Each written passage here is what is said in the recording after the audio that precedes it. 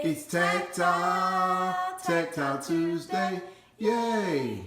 Hi little leaders, hi families, it is Miss T coming to you here with another Tactile Tuesday. And this Tactile Tuesday is perfect to celebrate the end of the summer. I know a lot of us are getting ready to go back to school, well virtual school that is. So basically all that you're going to need for this, again I always make sure that you have these materials around your house. They're very easily accessible, or you can get them from the store. So we have rice, we have an ice tray, we have 2 cups of water. I fill them halfway, and I also use plastic cups because we're going to be using food coloring, and I know that we want to refrain from staining our glasses if possible. And then we're also going to have food coloring, of course, and a spoon. All right? So to kick off this activity, what we're going to be exploring is just the concept of mixing primary colors, which is an important thing for kids to learn when they're learning their colors. It's also cool to learn that we can use different combinations to make different colors. So that's of course what the food coloring is for. So we can start by choosing 2 of our primary colors. You can, of course, ask your little leaders which colors they like to choose. They're going to select 2, and I think I'm going to select yellow and green. So you can put a few drops into one of your cups.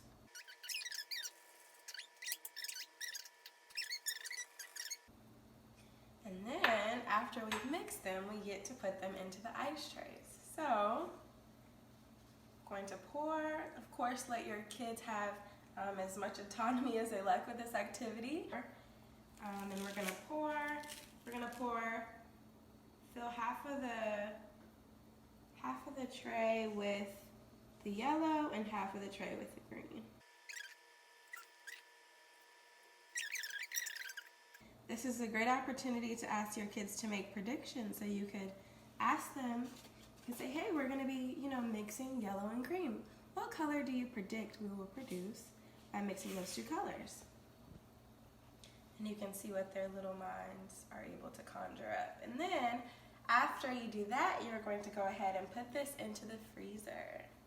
We're going to put that into our freezer, just for pretend. All right, so I have some ice cubes that I pre-froze. For this combination, I chose red and blue. So now we can put these to the side. Again, this wouldn't be Tactile Tuesday if we didn't get to experiment with lots of different textures. So this is where our rice comes in. Rice is a very fun and stimulating sensory tool that we can use. We use it all the time in the classroom on an everyday basis. And today we're going to use rice to facilitate our color mixing. So I'm going to pour some rice. Make sure you have a tray that you don't mind getting a little messy. I'm just using a cutting board. Gonna put some rice, spread it out. You really don't need that much. This is white rice. And then you will start putting the ice on the rice. Also, another cool learning opportunity that you can take advantage of here is rhyming, of course, rice and ice. It's very important for our kids to build their phonemic awareness, and so this is a great opportunity to say, oh, rice and ice, they have the same sound at the end. Can you think of another word that has the same sound at the end?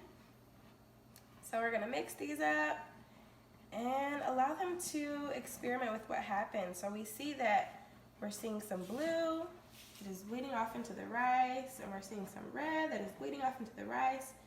You can always add more if you like. We're just going to see. So we see that there's red on this ice. I wonder what's going to happen when we start to mix the blue with the red. Now parents, we all know what should happen, but of course in experiment fashion, may have to get a little bit more of that food coloring on there. We can start to see some of it turn.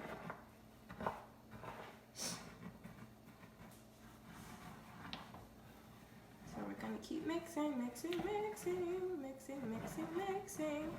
till we see the color that we want to produce.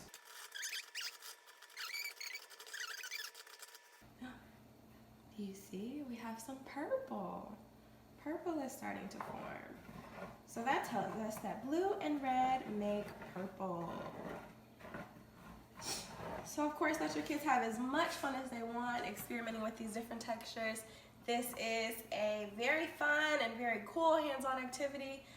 You can make sure that you keep it contained in a certain area so they don't get, all over the place. But this is a great way for them to, again, practice identifying their colors. All right, so keep having as much fun with that as you like. Experiment with as many colors as you like and see what you can create. Thank you for joining us. See you next time.